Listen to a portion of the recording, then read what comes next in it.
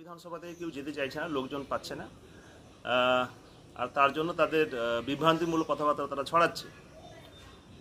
নতুন দায়িত্ব পেয়েছেন তৃণমূলের জেলা সভাপতি হয়েছেন তিনি, তো মালদা বিধানসভা সম্বন্ধে তার কোনো অভিজ্ঞতা নাই, কোনো জ্ঞানও নাই কী আছে না আছে, কটা বুথ আছে, কতগুলো পাড়া আছে, মানুষের জীবন জীবিকা কী আছে মালদা বিধানসভায় সেটা জানেন না।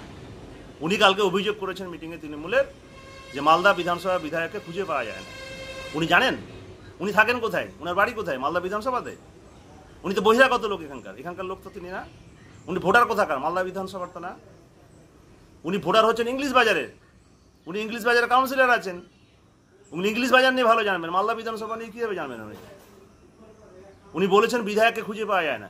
আরে বিধায়কের বাড়ি মালদা বিধানসভাতেই, প্রতিদিন বিধায়ক সার্ভিস দেয় মানুষের। বিধায়কের যতটুকু ক্ষমতা, সংকীর্ণ ক্ষমতার মধ্যে মানুষের সার্ভিস বিধায়ক দেয় প্রতিনিয়ত। উনি বলেছেন বিধায়কের সার্টিফিকেট পাওয়া যায় না।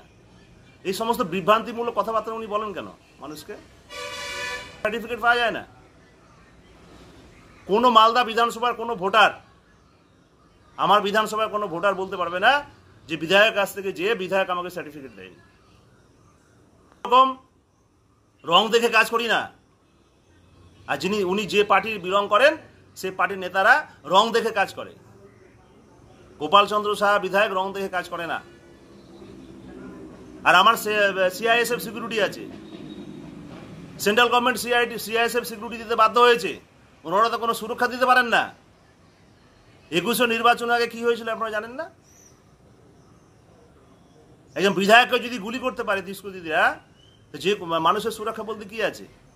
রাজ্য সরকার তো সুরক্ষা দিতে ব্যস্ত বিধায়ককে। আমি তো মারা যেতাম। ভগবানের আশীর্বাদে, প্রভুর আশীর্বাদে দাঁড়িয়ে কথা বলছি, বসে কথা বলছি।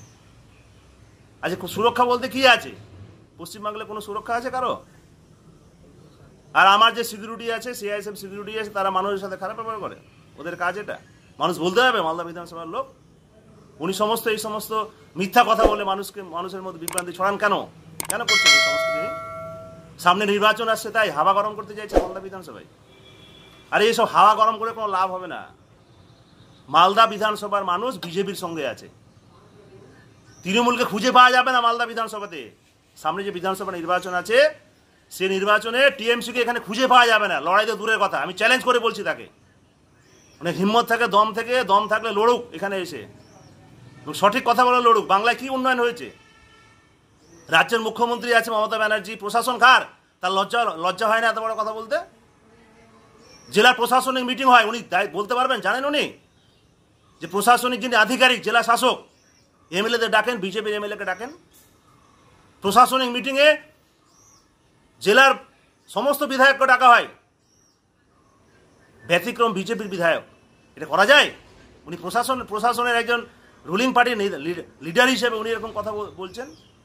থেকে পানীয় জলের সমস্যা সমাধান করবে কে? রাজ্য সরকার করবে না কেন্দ্র সরকার করবে? আমি তো বিজেপির বিধায়ক, আমার অনেক প্রস্তাব আছে বিধানসভাতে। একটা প্রস্তাব আপনি এন্টারটেন করে রাজ্য সরকার?